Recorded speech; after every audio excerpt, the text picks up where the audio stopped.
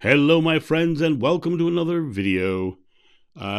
Today's question is, what does it mean to be holy? And then in parentheses, holy water, holy Father, holy Bible, holy ground. I think most view it as meaning that it exhibits a spiritual quality given by God, hence the sprinkling of holy water to purify. I once heard a rabbi define holy as meaning separate, or to separate for a specific purpose. One definition close to this is dedicated or consecrated to God, or a religious purpose sacred. My feeling is that the terms holy or sacred tend to reinforce a sense of us being separate from God, i.e., as if we are not holy. Did Jeshua ever refer to something as being holy? From regressions, do you have any sense of what holy might have meant to the people of that period? There are no holy sites. I love this question for a lot of reasons. One of those reasons is the fact that it gives me a chance to talk about something that I believe wholeheartedly. As many of you know, I believe that the pathway to spirit is to our true self, our oneness with God. I don't even like using the word spirit because that in itself gets taken the wrong way as well. Our oneness is more about what I would believe, but that it's far simpler. That I believe that it is far simpler than we make it. And on top of that, back in the day, words like holy and sacred means these are important. That's basically what it means. These are important.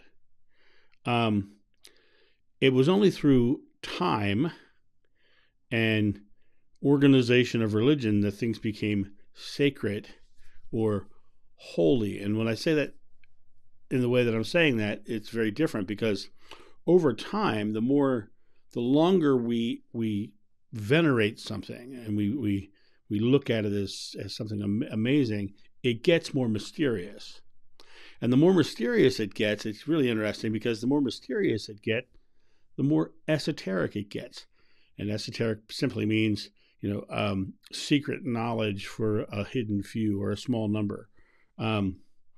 So the more mysterious it gets, the more we lean into this idea that it is something that is held out for only a certain few, or it's sacred and it's got mystical powers and all this stuff. In reality, Joshua thought of one thing: you and your relationship with the oneness of God, you being part of God, right? He truly felt that venerating anything outside of the oneness of God was straying from the teaching, was straying from the course, right? When you start to venerate things, especially objects, when you start to venerate objects, you're missing the point. Because anytime you venerate or set something apart as holy, you are saying that it is better than you, it is more sacred than you, it is more powerful than you, it is more true than you. It's one of the biggest issues that I have with most of the Christian religions nowadays. They believe in the infallibility of a Bible that is not even the original writings.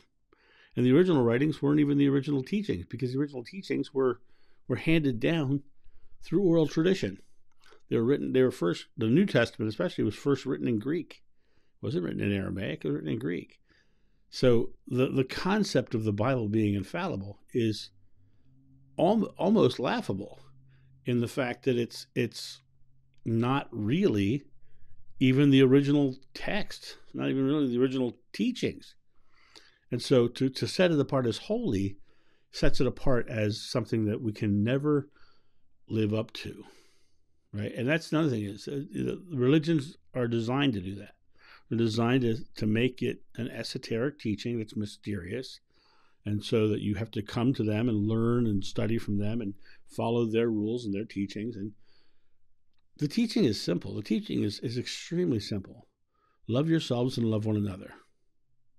And all of that, you and the others are one with God. So in all of that, you are loving God. So, and the first of the 10 Commandments is love God before all others, right? Well, love God. If you're one with God, that means love you, love others. And that is loving God. And it really comes down to just being love, living loving, live loving. If you can live loving, you are touching God. You are touching Source. And here's the other thing is, if you want to venerate something, venerate you and your oneness with God. Venerate you and that person across from you and their oneness with God.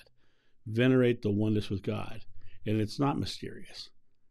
It's simple. It's so simple that people started creating holy objects to give it meaning. When in reality, they didn't need the meaning because the meaning was already there. It just was too simple for them to grasp. So that's my thought on holy and sacred objects and people and things. And it's one of the issues I have when people talk about Jeshua, this man who wanted us to know that he was the same as us. And then they say the Son of God and the Father, the holy begotten, blah, blah, blah, blah. And they create this big esoteric meaning around him. He didn't want an esoteric meaning around him. He didn't want veneration. He didn't want to be deified. He wanted to show an example of who we were because he had figured something out.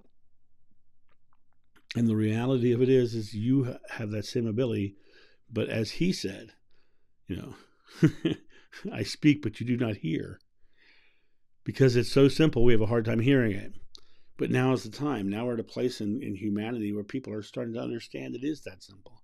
And they're starting to be more loving. And they're starting to be more caring. They're starting to hear the truth of it. And that's the key to this.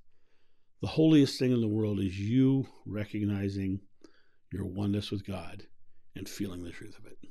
And that's the holiest thing I can think of. You guys have a great day, and I'll talk to you soon. See ya. Bye. Thank you, my friends, for watching this video. If you enjoyed it, please make sure that you've subscribed and you like it, you share it, but also comment below it. Let's get this community talking about these topics and spreading this information out far and wide so we can change the world for the better. Thank you.